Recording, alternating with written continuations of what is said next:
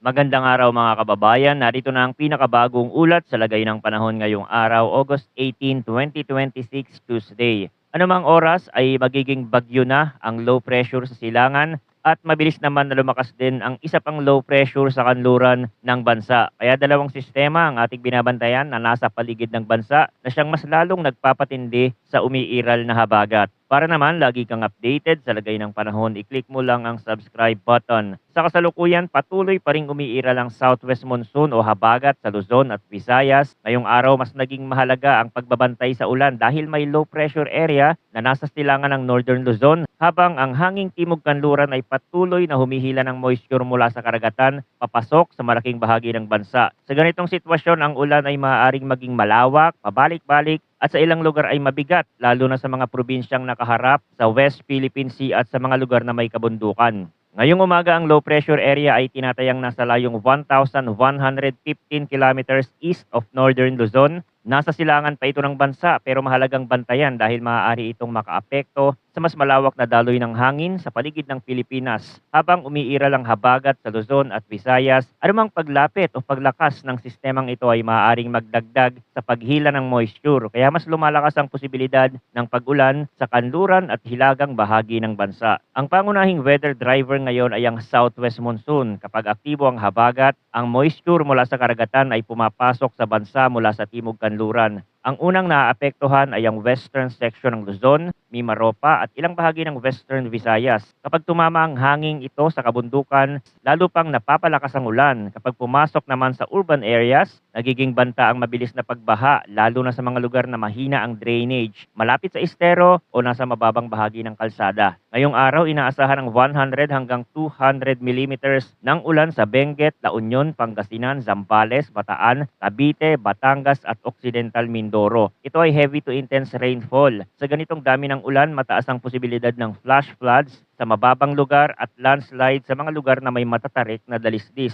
Sa Benguet, mas malaki ang babantayan dahil bulubundukin ang terrain at mas mabilis lumambot ang lupa kapag sunod-sunod ang ulan. Sa La Union at Pangasinan, maaaring tumaas ang tubig sa mga ilog at mababang komunidad, lalo na kung may tubig na bababa mula sa upland areas. Sa Zambales at Bataan, direktang ramdam ang lakas ng habagat dahil open ang mga lalawigan sa hanging timog kanluran mula sa West Philippine Sea. Kapag pumasok ang makapal na monsoon clouds at tumama sa kabundukan, maaari nitong palakasin ang ulan at pabilisin ang pagdaloy ng tubig pababa sa mga bayan, kalsada, sapa at baybaying komunidad. Sa Cavite at Batangas, ang heavy to intense rainfall ay maaari ring magdulot ng pagbaha sa mga urban areas at pagguho sa mga bahaging malapit sa bundok o matatarik na lugar. Sa Occidental Mindoro, ang pabalik-balik na ulan ay posible dahil direktang bukas ang lalawigan sa southwest flow. Kasama rin ngayong araw sa 50 hanggang 100 millimeters na rainfall outlook ang Metro Manila, Ilocos Sur, Abra, Tarlac, Pampanga, Bulacan, Nueva Ecija, Laguna, Rizal, Oriental Mindoro at Antique.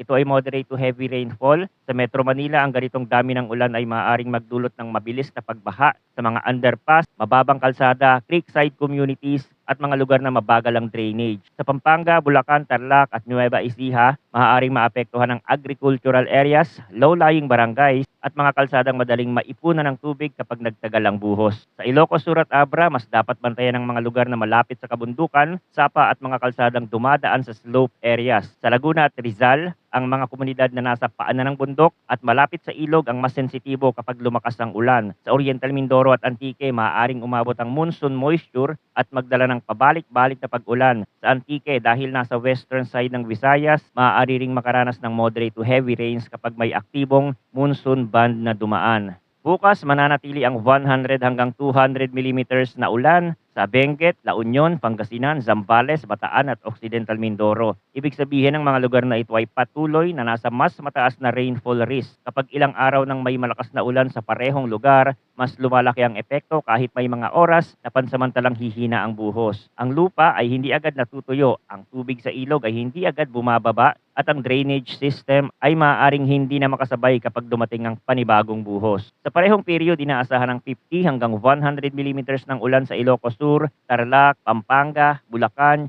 Nueva Ecija, Metro Manila, Cavite, Laguna, Batangas, Rizal at Oriental Mindoro. Dito makikita na nananatiling malawak ang epekto ng habagat sa Central Luzon, Metro Manila, Calabarzon at Mimaropa. Sa Cavite, Laguna, Batangas at Rizal, maaaring maging seryoso ang ulan kapag tumama ito sa mga lugar na malapit sa bundok at ilog. Sa Metro Manila, mabilis ang epekto kapag ang buhos ay sumabay sa oras ng biyahe o kung matagal ang pag-ulan sa iisang bahagi ng lungsod. Pagsapit ng Thursday, August 20, inaasahan pa rin ang 50 hanggang 100 millimeters ng ulan sa Ilocos Norte, Ilocos Sur, La Union, Benguet, Pangasinan, Zambales, Bataan, Tarlac, Pampanga at Occidental Mindoro. Kahit bumaba ang rainfall range mula sa heavy to intense patungo sa moderate to heavy, hindi ito nangangahulugan na wala ng panganib. Ang mga lugar na ito ay posibleng nakaranas na ng ilang araw na pag-ulan bago pa dumating ang Thursday, kaya mas mabilis ang pagtaas ng tubig at mas sensitibo na ang lupa sa pagguho. Maaaring mas mataas pa ang aktual na rainfall sa mountainous at elevated areas. Mahalaga ito lalo na sa Benguet, Abra, La Union, Pangasinan, Zambales, Bataan, Rizal, Batangas at iba pang bahagi na may mataas na lugar. Kapag ang hanging may dalang moisture ay tumama sa slope ng bundok, napipilitang umakyat ang hangin. Habang umaakyat ito, lumalamig at nabubuo ang mas makapal na ulap, kaya mas dumadami ang ulan sa upland areas. Ito ang dahilan kung bakit ang ilang bahagi ng kabundukan ay maaaring makaranas ng mas malakas na buhos kesa sa kapatagan. Maaaring mas lumala pa ang epekto sa mga lugar na may significant antecedent rainfall. Ibig sabihin, kung umulan na ng malakas sa isang lugar noong mga nakaraang oras o araw, mas mataas na ang risk kahit ang bagong ulan ay nasa moderate to heavy range lamang. Kapag saturated na ang lupa, mas mabilis itong bumigay. Kapag mataas na ang tubig sa ilog at sapa, mas madali itong umapaw. Kapag puno na ang drainage system, mas mabilis ang pagkalat ng baha sa mga kalsada at komunidad. Ito ang dahilan kung bakit seryoso ang rainfall outlook ngayong araw hanggang sa Thursday. Sa forecast weather conditions, ang Benguet, La Union, Pangasinan, Zambales, Bataan, Cavite, Batangas at Occidental Mindoro ay makakaranas ng monsoon rains dahil sa southwest monsoon. Ito ang klase ng ulan na mas malawak, mas matagal ang epekto at pabalik-balik ang buhos.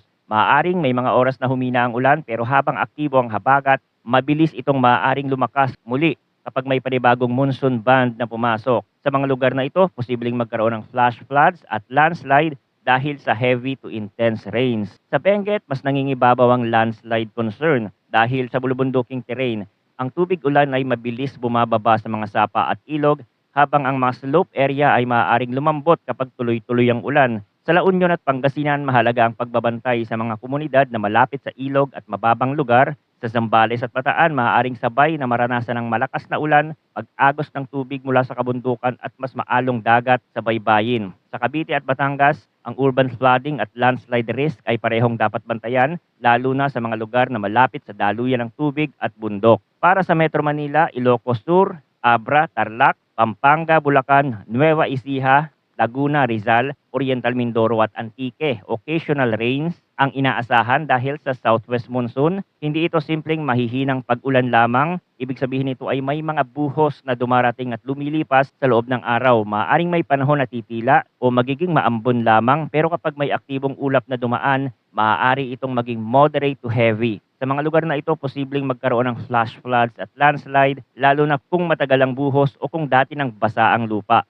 Sa Metro Manila, ang occasional rains ay maaaring magdulot ng biglaang pagbahas sa ilang kalsada, lalo na sa mga underpass, mababang bahagi ng lungsod o komunidad na malapit sa estero o creek. Sa Ilocos Sur at Abra, ang ulan mula sa habagat ay maaaring tumama sa mga lugar na may kabundukan at matarik na daan. Kapag paulit-ulit ang buhos, tumataas ang banta ng road slips at pagguho ng lupa. Sa Oriental Mindoro at Antique, ang ulan ay maaaring maging pabalik-balik habang umaabot ang moisture mula sa timog kanluran. Sa Antique, dahil nasa Western Visayas, maaaring maranasan ang epekto ng habagat sa anyo ng makulimlim na panahon, thunderstorm at ilang buhos na maaaring maging moderate to heavy. Para sa Negros Island region, natitirang bahagi ng Luzon at natitirang bahagi ng Western Visayas, cloudy skies with scattered rains and thunderstorm ang inaasahan dahil sa southwest monsoon. Mas kalat ang ulan sa mga lugar na ito kumpara sa monsoon rains at occasional rains sa mga pangunahing apektadong probinsya. Pero maaari pa rin itong maging moderate to at times heavy kapag may thunderstorm. Maaaring hindi sabay-sabay ang pag-ulan sa lahat ng lugar, may mga bahagi na makulimlim lamang habang ang ibang bayan ay maaaring tamaan ng malakas na buhos sa loob ng maikling panahon. Sa Negros Island region at iba pang bahagi ng Western Visayas, maaaring pumasok ang moisture mula sa habagat at magdala ng scattered rains kapag may thunderstorm.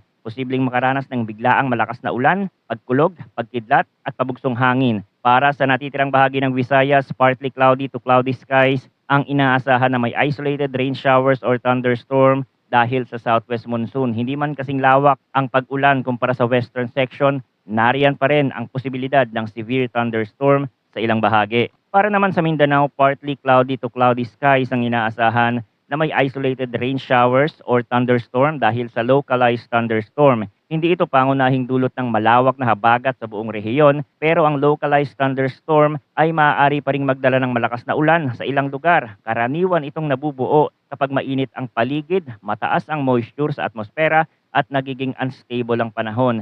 Kapag naging severe, maaaring magkaroon ng flash floods at landslides sa matatarik na bahagi at bigla ang bugso ng hangin sa mismong lugar na tatamaan. Dumako tayo ngayon sa forecast, wind, and coastal water conditions. Para sa northern at western section ng Luzon, inaasahan ng moderate to strong na hangin mula southwest. Ang coastal waters ay moderate to rough na may taas ng alon mula 1.5 hanggang 2.8 meters. Ito ang mas sensitibong bahagi ng marine forecast dahil direktang nakaharap sa habagat ang Hilaga at kanlurang bahagi ng Luzon. Sa mga coastal areas ng Ilocos Region, Pangasinan, Zambales, Bataan, Cavite, Batangas at Occidental Mindoro, maaaring maging maalon ang dagat lalo na kapag may kasabay na thunderstorm o mas malakas na bugso ng hangin. Para sa eastern section ng Mindanao, moderate to strong din ang hangin mula south to southwest. Ang coastal waters ay moderate to rough na may taas ng alon mula 1.5 hanggang 2.8 meters. Ibig sabihin, bukod sa western Luzon, may bahagi rin ng Mindanao na maaaring makaranas ng mas maalog na kondisyon sa dagat. Kapag may thunderstorm sa ibabaw ng karagatan, maaaring mabilis lumakas ang hangin at tumaas ang alon sa loob lamang ng maikling panahon. Kaya sa mga coastal areas, sa silangang bahagi ng Mindanao, mahalagang bantayan ang biglaang pagbabago ng panahon. Para sa natitirang bahagi ng bansa, light to moderate ang hangin mula south to southwest. Ang coastal waters ay slight to moderate na may taas ng alon mula 0.6 hanggang 2.5 meters. Mas banayad ito kumpara sa northern at western Luzon at eastern Mindanao, pero hindi ibig sabihin na palaging payapa ang dagat. Kapag may thunderstorm, maaaring pansamantalang lumakas ang hangin at tumaas ang alon sa mismong lugar na tatamaan. Kaya kahit slight to moderate ang general condition, posible pa rin ang biglaang pagbabago sa ilang bahagi ng karagatan. Sa latest tropical cyclone threat potential para sa week 1 mula August 17 hanggang August 23, walang tropical cyclone na kasalukuyang nasa loob ng Philippine Area of Responsibility. Gayunman, may TC-like Vortex 1 na nabuo sa loob ng PAR at meron itong moderate to high likelihood na maging tropical cyclone. Inaasahan itong kikilos patungo sa Taiwan. Mahalaga itong bantayan dahil kapag may sistema sa hilagang bahagi ng bansa o papalapit sa Taiwan, maaari nitong baguhin ang daloy ng hangin at palakasin pa ang habagat sa western section ng Luzon. Sa parehong week 1 period, may dalawa pang TC-like vortices na posibleng mabuo sa loob ng Philippine Monitoring Domain. Ang TCLV2 ay inaasahang lilitaw sa eastern boundary ng Tropical Cyclone Information Domain at meron itong moderate to high likelihood ng Tropical Cyclone Formation. Ang TCLV3 naman ay posibleng mabuo sa northwestern boundary ng Philippine Monitoring Domain pero mababa ang likelihood ng tropical cyclone development nito sa week 1. Ibig sabihin, aktibo ang paligid ng bansa at may ilang sistema na kailangang bantayan kahit hindi pa lahat ay inaasahan magiging ganap na bagyo. Sa week 2 mula August 24 hanggang August 30, may posibilidad na ang TCLV2 ay pumasok sa northeastern boundary ng Philippine Area of Responsibility at meron itong moderate to high likelihood ng tropical cyclone formation. Bukod dito, may TCLV4 na posibleng mabuo sa northwestern boundary ng Philippine Monitoring Domain pero mababa ang likelihood ng development nito sa week 2. Sa ganitong mas mahabang tanaw, mas mataas ang uncertainty kaya maaaring magbago ang eksaktong posisyon, lakas at galaw ng mga sistemang ito pero malinaw na nananatiling aktibo ang tropical environment sa paligid ng bansa. Gamit ang ibang weather model, makikita ang mabilis na paglakas ng sistema sa kanluran at nakikita rin ang mataas na posibilidad na ito ay maging bagyo. Anumang oras, ang low pressure area sa silangan ay posible ring mag-develop. Kung maging bagyo ito sa loob ng Philippine Area of Responsibility, tatawagin itong bagyong Neneng. Kung ang nasa kanluran naman ay maging bagyo rin habang nasa loob ng Philippine Area of Responsibility, bibigyan ito ng pangalang Obet. Sa ngayon, mahalagang tandaan na ang eksaktong galaw at lakas ng mga sistemang ito ay maaari pang magbago, pero malaki ang epekto nila sa magiging direksyon at lakas ng habagat. Kahit hindi direktang tumama o maglandfall ang mga sistemang ito sa kalupaan ng Pilipinas, maaari pa rin silang magkaroon ng malaking impluwensya sa bansa. Ito ang tinatawag na indirect effect. Kapag ang isang tropical system ay nasa tamang posisyon sa silangan, hilaga o kanlurang bahagi ng rehiyon, maaari nitong hilahin ang southwest monsoon. Ang habagat naman ang nagdadala ng moisture papasok sa Luzon at Visayas, kaya kahit malayo ang sentro ng bagyo, maaaring lumakas ang ulan sa mga lugar na nakaharap sa West Philippine Sea. Manatiling nakatutok sa mga susunod na updates tungkol sa lagay ng panahon. Maraming salamat sa inyong panonood at mag-ingat po tayong lahat.